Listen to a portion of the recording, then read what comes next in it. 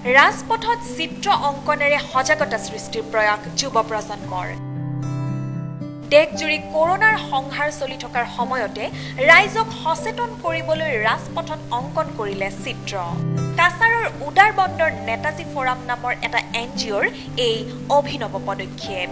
দেওবাৰে বিয়লি উদাৰ বন্দৰ থানাৰ সন্মুখৰ ৰাজপথত কৰোনা সংক্ৰমণ প্ৰতিৰোধৰ লক্ষ্যৰে যুৱক যুৱতী কেইগৰাকীয়ে আঁকিলে চিত্ৰ, লিখিলে বাৰ্তা।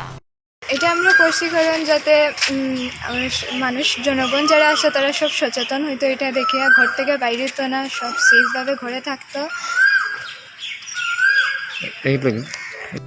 ঘৰতে থাকক, সুস্থ থাকক আদি বাৰ্তাৰে সজাই তুলিলে ৰাজপথ। পথচাৰীয়েও এই দৃশ্য দেখি কাষেৰেই পাৰ কৰাই লৈ গৈছে নিজৰ বাহন।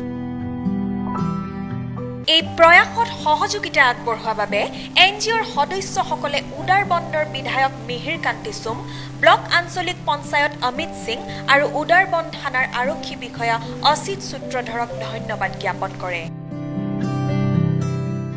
শিলচৰৰ পৰা বিজিত দাসৰ ৰিপৰ্ট, নিউজ নাও।